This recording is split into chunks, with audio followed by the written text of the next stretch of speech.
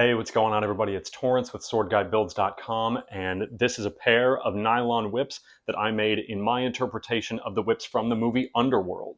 The original whips were kangaroo leather bull whips made by Terry Jacka, and they also had some metal barbs fixed to the thongs by the prop team. I would have loved to try that, of course, but I just don't have a good way to do the metal parts, and I also just like interpreting anything you would see on a whip in terms of braiding rather than adding in like extra materials. In the context of the movie, the whips were used as weapons in a fight between a vampire dude and a werewolf dude. The vampire dude who wields the whips is played by a stunt actor named Scott McElroy, whom I believe I got to meet briefly at the 2018 LA Whip Convention, I believe.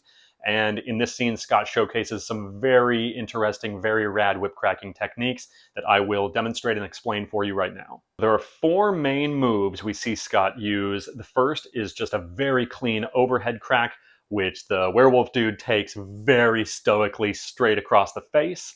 He then moves into this sort of flowy waiting move before he transitions into a 3-beat weave and starts working in some sidearm flicks. So first off, the overhead crack. This one, you will wind it up, crossing the body, and then you will crack it by uncrossing.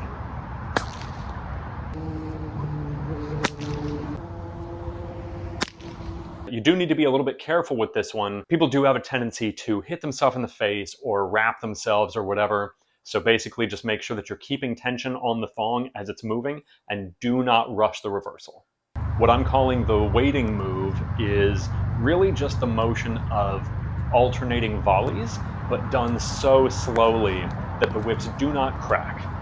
I actually really like this move. He doesn't know where the werewolf is going to come from. He doesn't know how he'll have to strike. He's just keeping the whips moving while he evaluates a situation.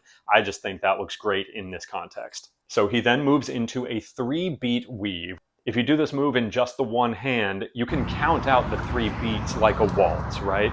Every time the whip falls in front of you or every time it brushes the ground, that's a beat. You have 1 over here, 2, 3. 1, 2, 3. When you incorporate both hands, you can sort of feel it as the motion of twisting to cross and then untwisting once you get to the other side, and then twisting to cross and untwisting. Once you have the 3-beat weave really clean, you can start using the back swings to load up your sidearm flicks.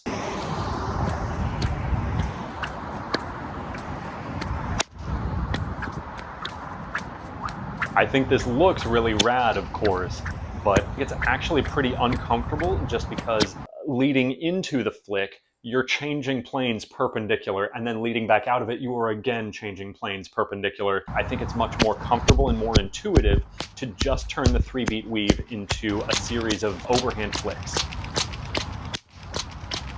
So I guess that's how to crack whips like a vampire. Thank you very much for watching. Hope you enjoyed it. You can order whips like these on the cosplay page at SwordGuideBuilds.com, and these whips specifically will be listed on the in-stock page. You can also visit HollywoodWhipGuys.com to book whip cracking lessons in the Los Angeles area with either me or Paul Nolan. Thanks again. Stay safe. I'll talk to you soon. Bye.